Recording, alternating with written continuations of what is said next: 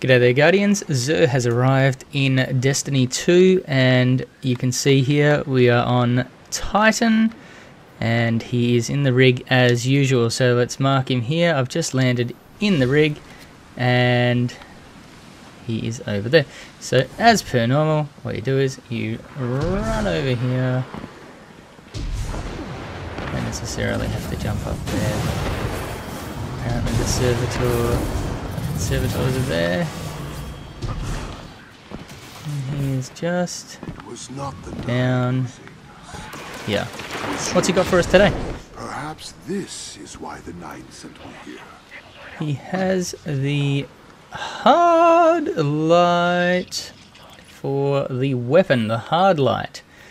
Hardlight, Volatile Light, is the intrinsic exotic perk that you get on this auto rifle. Rounds fired from this weapon have no damage fall off. Basically, every weapon is limited by a certain range. See on the bottom right over here, every weapon is limited in terms of damage by a certain range, and then once that range is exceeded, the damage starts to fall off very, very quickly. So hand cannons, you see quite often, you'll fire and nothing will happen, especially if someone is a reasonable distance away. Auto rifles, same thing, right? So with Hardlight, the perk Volatile Light over here doesn't have that issue. So even though it's got a range perk, sorry, a range stat on that these sets, the settings, the stats down here on the weapon stats, this range one is completely irrelevant because the weapon doesn't have any damage fall off. In fact,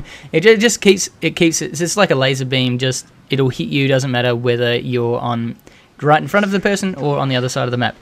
Over penetrate targets, so it will also shoot through a target. So you can hit the person behind the person you're shooting if they're in a straight line, and it will ricochet off of hard surfaces. So you can effectively shoot around corners if you are good at angles. The other perks on this, polygonal rifling, gives you increased stability, which you want on an auto rifle, especially one that you're going to use for cross mapping. Alloy magazine gives you faster reload time when the magazine is empty. Basically spray and play for the old Destiny 1 veterans out there. Skip the next tree, and then composite stock gives you another increase to stability and an increase to handling. So you'll see here stability and handling are quite significant on this one. Range is a completely unnecessary perk, completely ignore it. Impact is reasonable.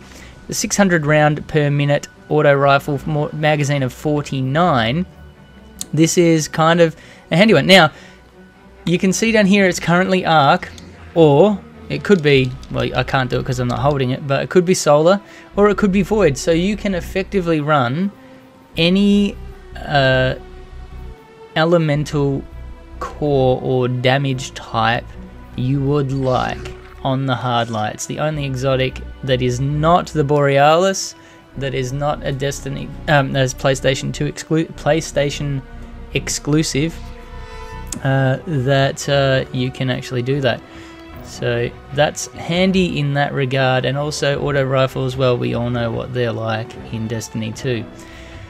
For the hunters, we got Lucky Raspberry. Lucky Raspberry for 23 legendary shards has the exotic intrinsic perk probability matrix. It increases the chaining capabilities of arc bolt grenade and has a chance to recharge each time it deals damage. So if you throw an arc bolt grenade as an arc strider hunter, then you have the ability to recharge your grenade quickly or immediately when you deal damage using the arc bolt, and it will increase the chaining ability of that arc bolt. So that makes it quite a useful weapon in your arsenal, the arc bolt grenade.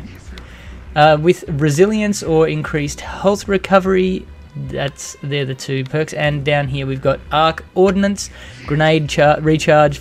So you've got increased grenade recharge, which is very handy on this when you already have increased grenade recharge. You're going to be wanting to throw those grenades as frequently as possible. It's definitely, if you like running the Arc Strider and you're handy with the old Arc Bolt grenade, Lucky Raspberry is certainly a decent exotic armor piece to have for your hunter.